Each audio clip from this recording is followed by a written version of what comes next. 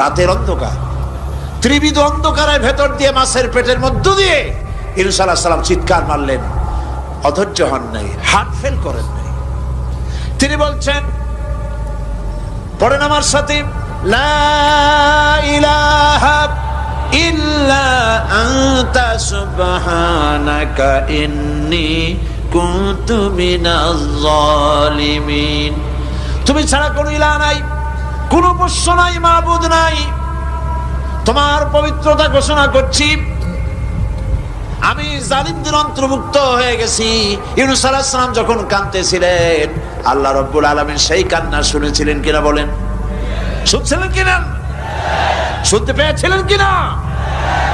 পানির ভিতরে কেউ শোনে নাই, মাছের পেটের ভিতরে ইউনূস আলাইহিস সালাম কিভাবে চিৎকার করছেন, মাছের পেটের ভিতরের আওয়াজ পানির ভিতরে কেউ শোনে নাই, জমিনের কেউ শোনে নাই, অন্তরিক্ষে কেউ শোনে নাই, সাত আকাশের ভিতরে কেউ শোনে নাই, কিন্তু আরশে আজিমের মালিক আল্লাহ রাব্বুল আলামিন শুনতে পেয়েছেন।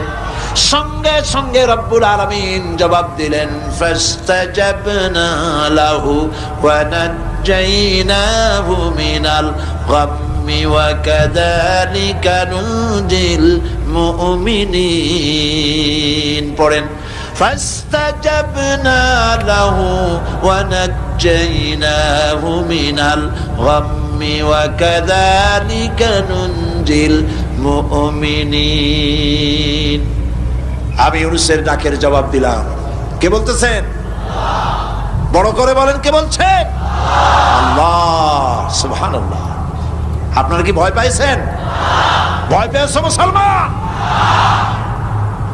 আল্লাহ রাব্বুল আলামিন বলেন, আমি আমার ইউনূসের ডাকের জবাব দিলাম।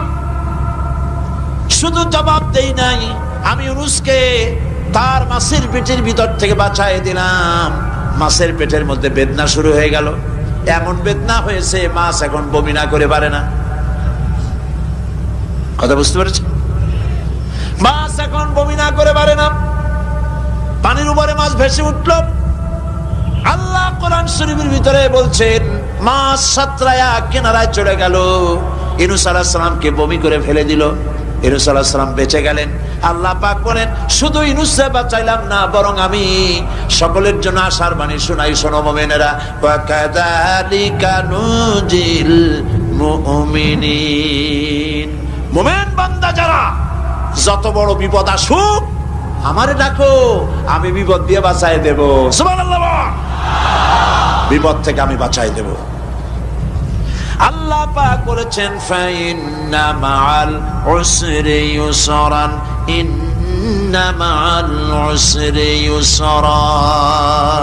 জেনে রাখো, দুঃখ এবং কষ্টের পরে রয়েছে সুযোগ সুবিধা, আর অসচ্ছলতার সাথে রয়েছে উদার সচ্ছলতা। যত বড় বিপদ আসছে, এই বিপদের পরে আল্লাহ পাক তার গোলামদের উপরে রহমত নাজিল করবেন ইনশাআল্লাহ। সুতরাং ঈমানদার লোকেরা, তাদেরকে আল্লাহ পাক বলছেন, কোনো ভয় নাই, কোনো চিন্তা নাই, যত বড় বিপদে পড়ো আমারে ডাকো, আমি ডাকের সাড়া দিয়ে দেব। সবাই আল্লাহরে ডাকেন, সুবহানাল্লাহ ওয়ালহামদুলিল্লাহ লা ইলাহা ইল্লাল্লাহ। জোরে পড়েন, সুবহানাল্লাহ ওয়ালহামদুলিল্লাহ লা ইলাহা ইল্লাল্লাহ, সুবহানাল্লাহ ওয়ালহামদুলিল্লাহ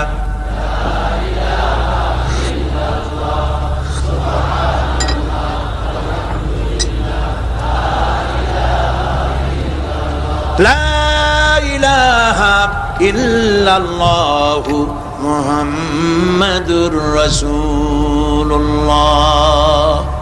আল্লাহর উপর ঈমান আনলে যত ফায়দা হয়, এত ফায়দা দুনিয়ায় কোথাও নাই। সুবহানাল্লাহ। আল্লাহর উপর ঈমান আনার ৫৫ নম্বরের ফায়দা কয়টা বলছি? ৫টা বলছি। আপনাদের অসুবিধা হচ্ছে নাকি? তাড়াতাড়ি শেষ করতেছে। ৬টা বলবো, ৬টা বলবো। এ হলো ৫ম নম্বর। তারপর আমরা দোয়া করব। দোয়ার দরকার আছে কিনা এই সময়? ৫ম নম্বরে, আল্লাহর উপরে ঈমান আনলে পরে আরেকটি বড় ফায়দা, সেটা হলো কঠিন এবং কঠোর বিপদে আল্লাহ পাক তার মধ্যে অবিচলতার এবং ধৈর্য ধরার তৌফিক দিয়ে দেন সুবহানাল্লাহ। যত বড় বিপদ আসুক, সেই বিপদে মুসিবতে আল্লাহ পাক মুমিনদেরকে আল্লাহর উপরে নির্ভরতা শিখায় দেন সুবহানাল্লাহ। কারণ মুমিনদের জানা আছে যে ইমানদারদের বিপদ নতুন কিছু নয়, একেবারে আদম আলাইহিস সালাম থেকে শুরু হয়ে আসছে, ঠিক কিনা? আদম আলাইহিস সালামের বিপদ হয় নাই? আদম আলাইহিস সালামের বিপদ কি? শয়তান। তার বিপদ কি? শয়তান ছিল বিপদ। প্রত্যেক নবীর সময়ই মানুষের নবীদের কষ্ট দিছে, দেয় নাই? বিশ্বকবি ইকবাল বলেছেন, সতীজা কা রহা হ্যায় अज़ल से ता इमरोज़, सतीज़ा का रहा है अज़ल से